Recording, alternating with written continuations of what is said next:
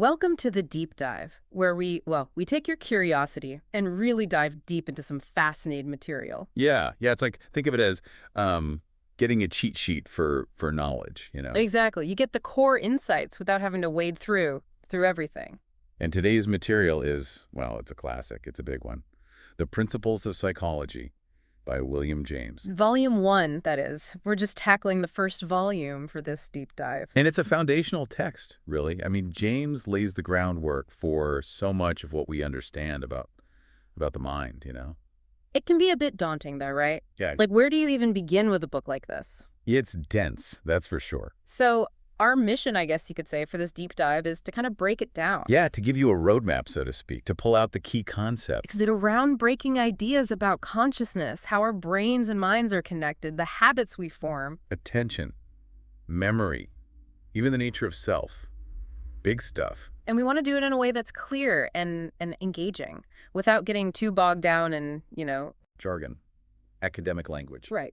Okay, so let's jump in.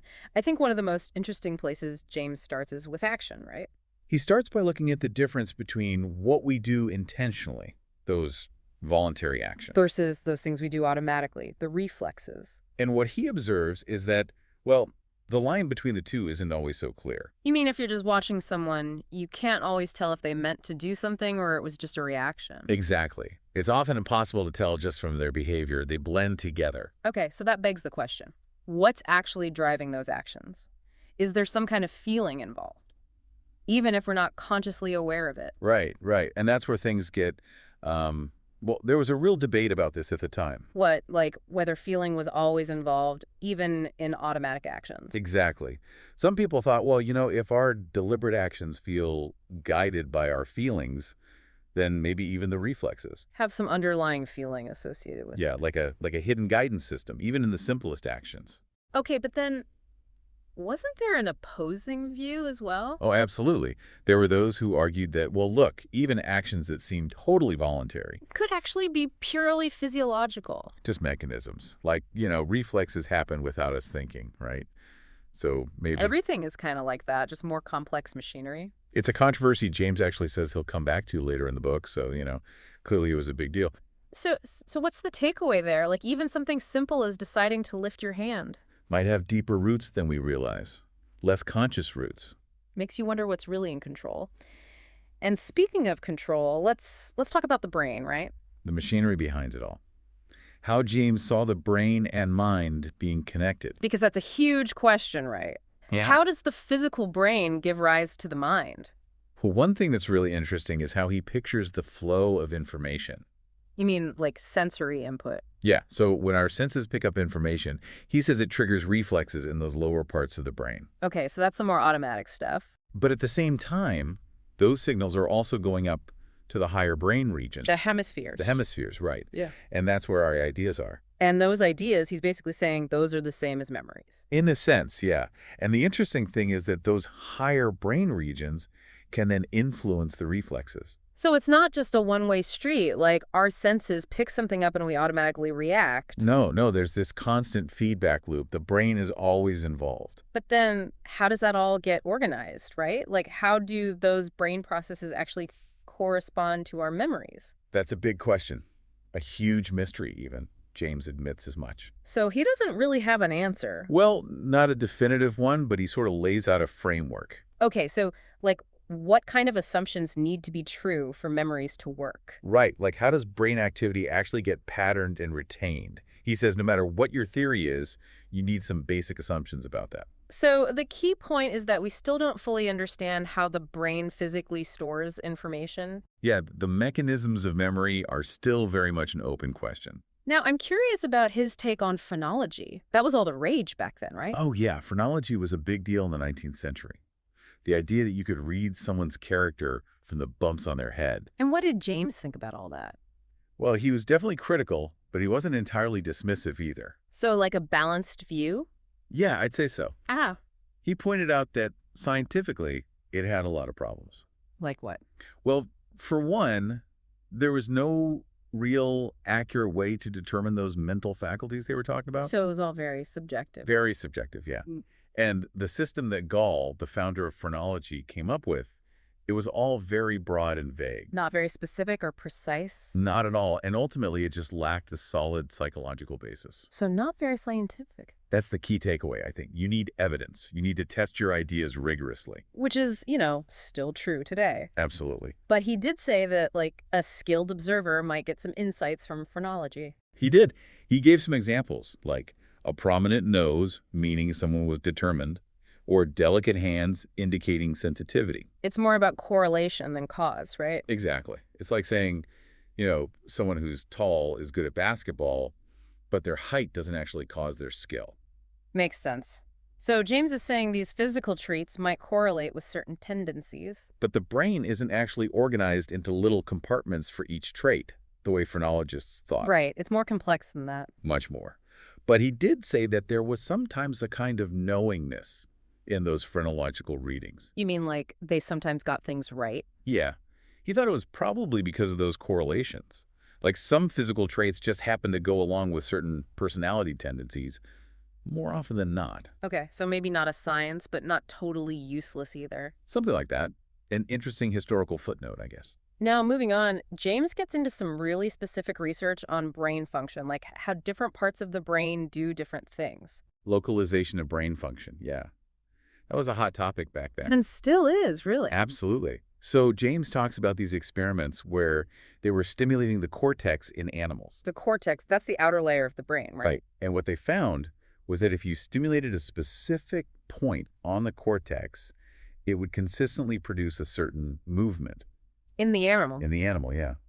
On the opposite side of the body, too. Okay, so that sounds like pretty strong evidence that different parts of the brain control different things. It does, doesn't it? But of course, there were doubts. Like, what if it was just the electricity spreading randomly? Exactly. Or just causing a direct physical conduction. But they figured out ways to rule that out. They did, through some very clever experiments. Tell me about it. Okay, so one thing they did was they tried mechanically irritating the cortex. Like poking it instead of using electricity. Yeah, and they found that sometimes it did produce movements, but it was harder to achieve. So it wasn't just about any kind of stimulation. Right. But here's the really convincing part.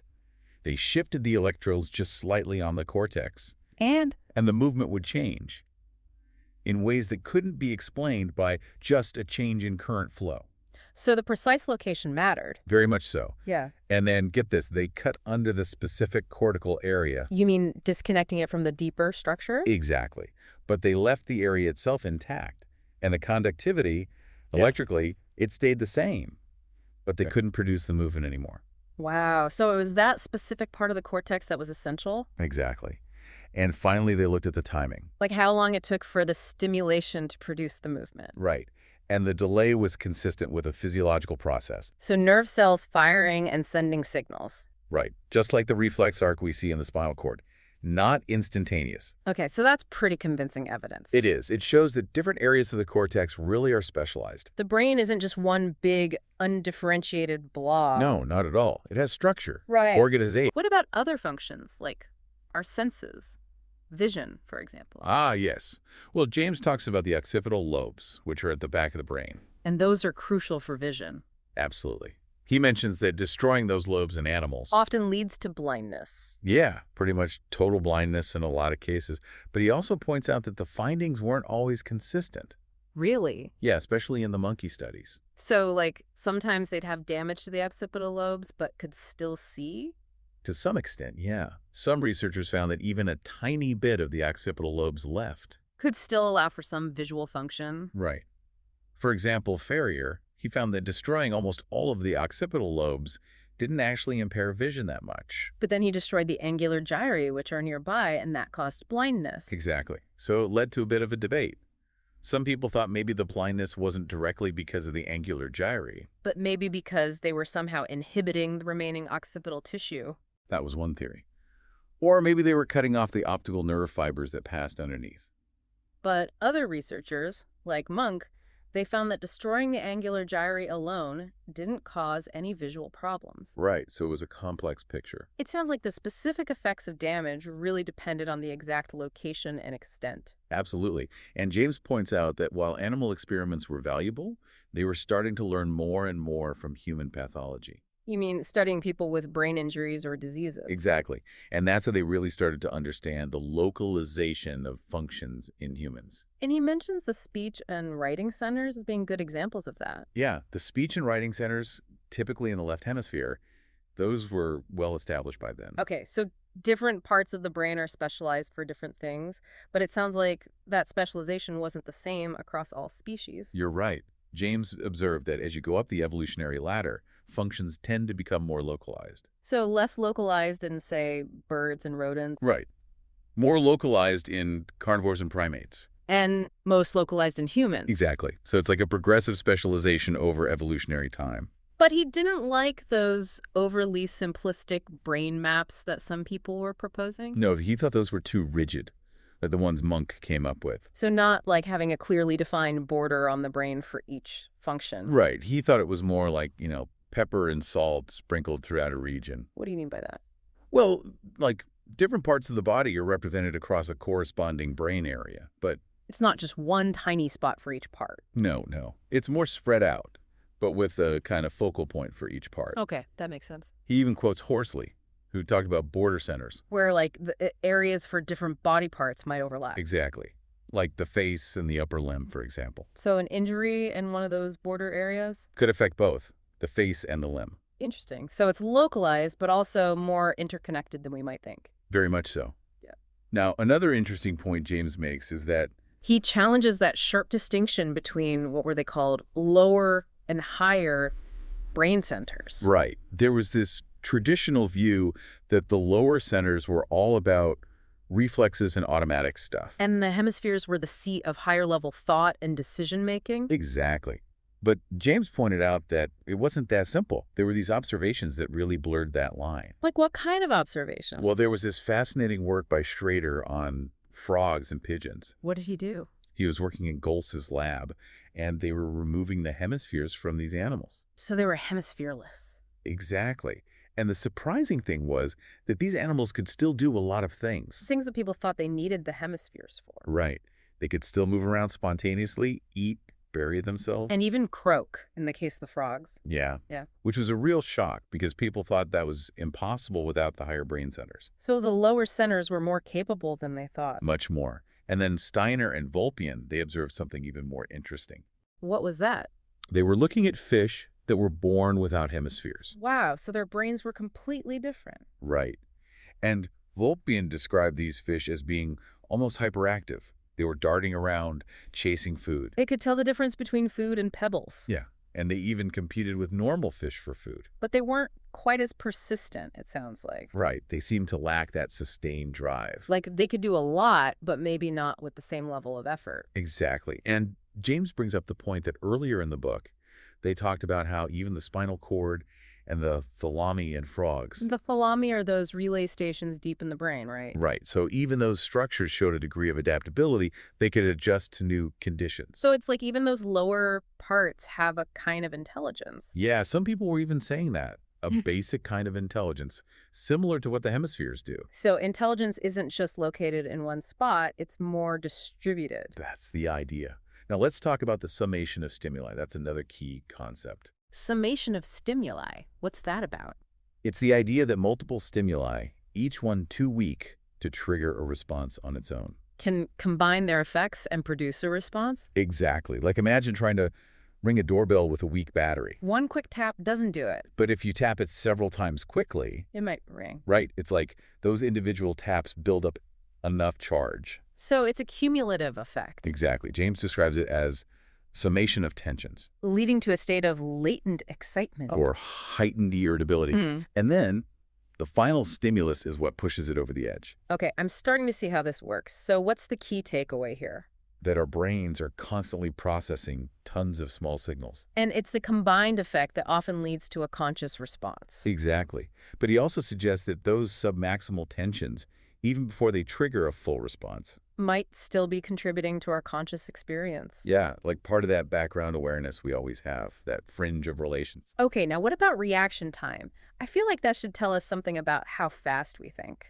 You'd think so, right? Yeah. But James argues that simple reaction time experiments, You mean like when someone reacts to a basic stimulus as quickly as possible? right, Those don't actually measure the speed of thought, Really? Why not? because those simple reactions are mostly physiological. Automatic. Automatic, yeah. Okay. It's when you introduce complexity that you start to get at real thought processes. You mean like when the person has to make a choice? Exactly. Or discriminate between different signals. That's when you get a real intellectual operation. So a simple reflex is much faster than a conscious decision. Way faster.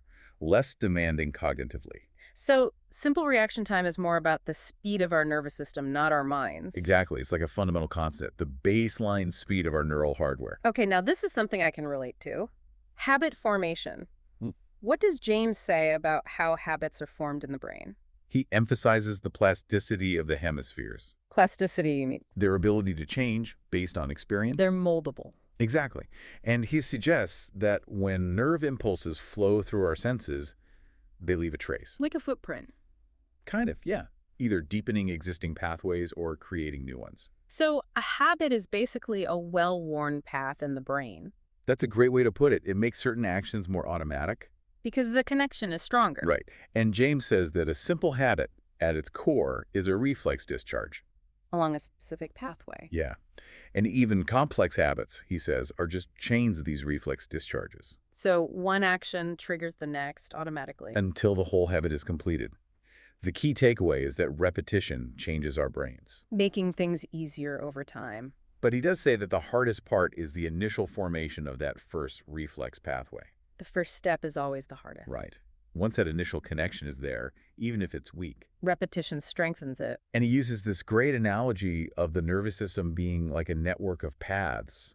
That become more permeable with use. Yeah, like water carving a channel in the earth.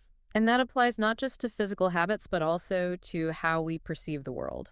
Absolutely. He says the way we learn to perceive and the skills we develop, those create nervous system mechanisms. That are similar to instincts in animals. It's a process of self-education, shaping our own brains through experience. And those mechanisms become part of us, maintained even by our nutrition. It's like our experiences literally become ingrained in our physical being. Wait, let's tackle a really big one. Yeah. The mind-body problem. How are the mind and body connected? Yeah, it's a classic philosophical puzzle. And James gets into the debate between interactionism and automatism. Interactionism being the idea that they interact somehow. Right. And automatism saying that consciousness doesn't really play a role. So he starts by laying out the traditional view, which is basically dualism. Mind and matter are separate realms. But they always go together. Mental events always have corresponding physical events in the brain. Exactly. But the link between them, that's the mystery. Nobody really knew how they actually connected. And some thought it was impossible to know. But James wasn't buying that complete separation, was he? No, he called it irrational. He thought it was crazy to believe that consciousness, which reflects our bodily processes so well. Would have no influence on those processes? Exactly. He thought psychology had a duty to figure out how they interacted. So his gut feeling was that mind and body are intertwined. Deeply intertwined. And he saw the question of how they interact as a metaphysical one. You mean like a really fundamental question about reality? Exactly. And he pointed out how hard it is to even imagine how a thought could cause a physical change. He uses that funny example of the idea of a beefsteak binding two molecules together. Right, like how does that even work? But then he turns it around and says, well, even binding and force, those are mysterious too. Even physical concepts are hard to grasp, ultimately. Exactly. So he's basically saying, look, we don't fully understand causality anyway. So we should take seriously the idea that thoughts can have effects. Absolutely. He thought our common sense intuition was onto something there. That our feelings and ideas can cause things to happen. Right. And he found that much more reasonable than automatism. Which says consciousness is just a byproduct. And plays no real role. So the key point is that James thought we should pay attention to how our minds seem to influence our bodies. Even if we don't understand the mechanism yet. Right. He even says that if psychology sees that ideas seem to be causes, it should investigate them as such. not just dismiss them. So, practically speaking, he's saying we shouldn't ignore the mind's influence. Okay, now let's talk about the structure of consciousness itself. James uses the phrase composite nature of consciousness. What does that mean? He uses a great analogy. Hmm? Imagine a sentence made up of words, Okay, I'm picturing it. and then imagine each word is being focused on intensely by a different person. Would that somehow create a consciousness of the whole sentence somewhere else? That's the question. And James says no. Individual minds don't merge into some kind of collective mind. Right. And he points out that this was a key argument the spiritualists used against the associationists. The associationists being the ones who thought the mind was built from simple ideas. Exactly.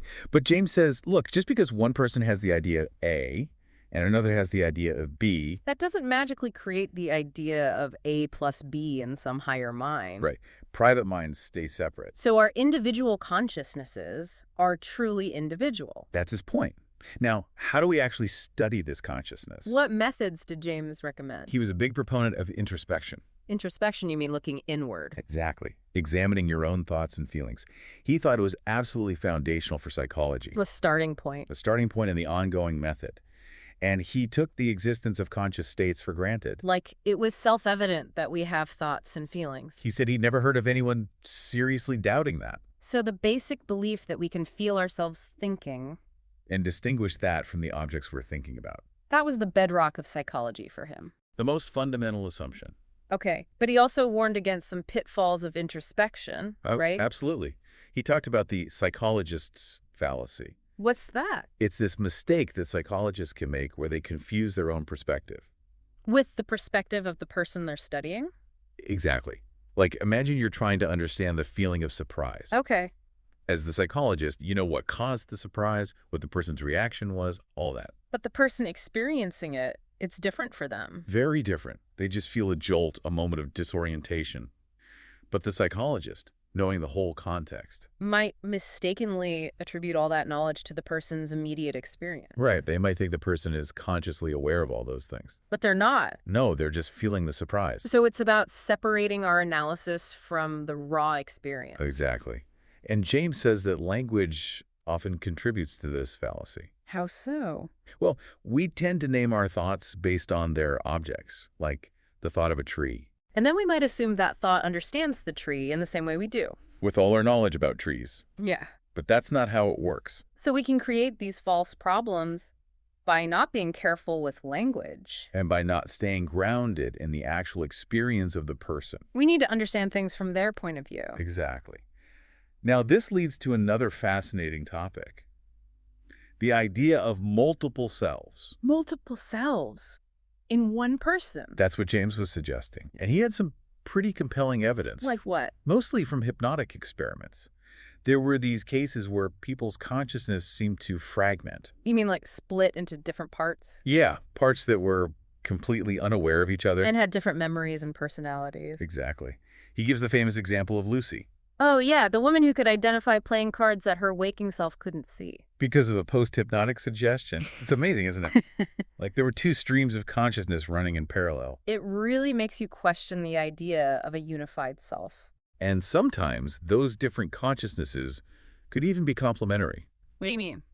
Like one part would know something that the other part didn't.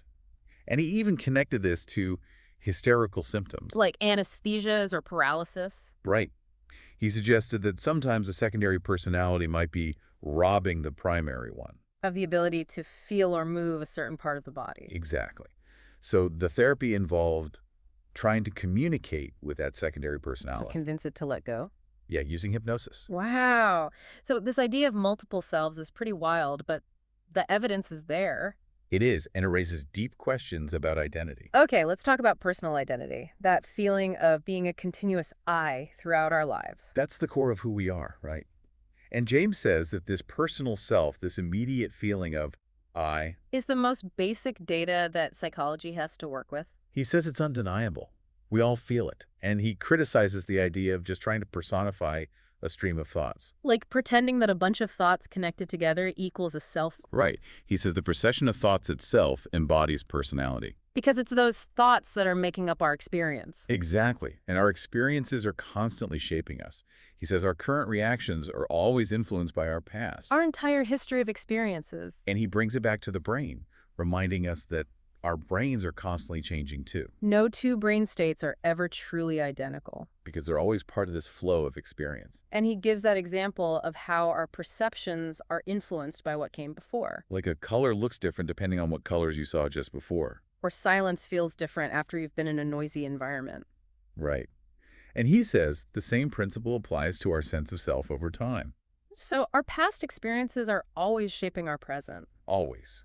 Even if we're not consciously aware of it. But even though our thoughts and feelings seem to flow continuously, we often experience them as these separate units. Like individual words or images. But James argues that there's a deeper continuity underlying all that. He uses the term transitive consciousness.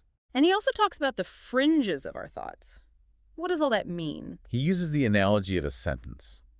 Think about listening to a sentence as it unfolds. Okay, I'm listening. You hear the individual words, but their meaning. It's not isolated, it's connected to the words that came before. And the words that are coming next. We anticipate what's coming. Exactly. He calls it the intention to say so-and-so.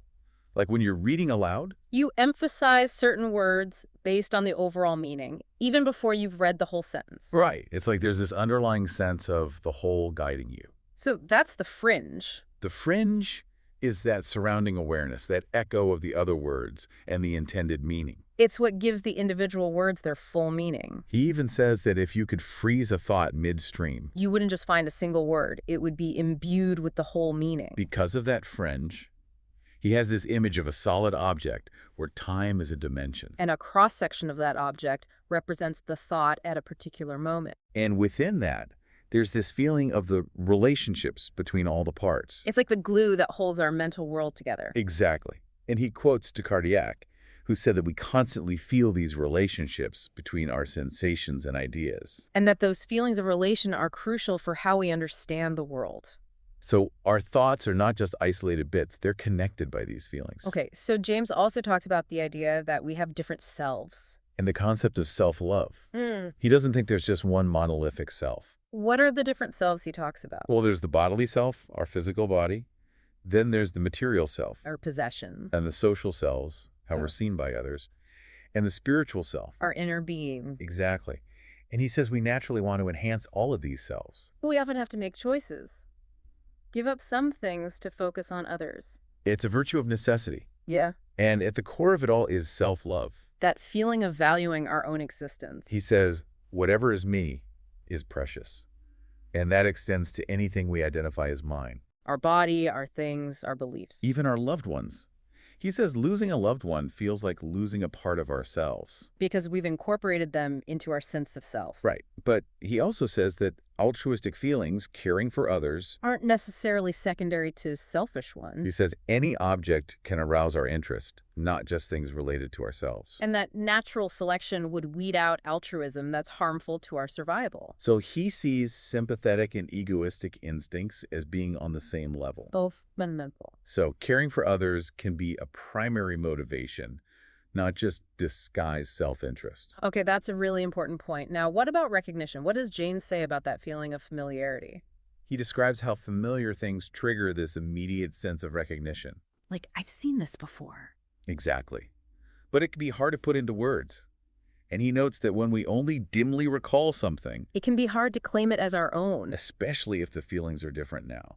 And he says the real foundation of our personal identity, Is there resemblance among the feelings we experience? especially bodily feelings, those are continuous throughout our lives. So it's like a thread of familiar feelings that runs through our whole experience. And if that continuity is disrupted, we might feel like a different person. Like if we have memory loss or change our habits drastically. It might feel like we've lost our old self. Okay, towards the end of this volume, he comes back to the concept of the soul. Yeah, that age-old question.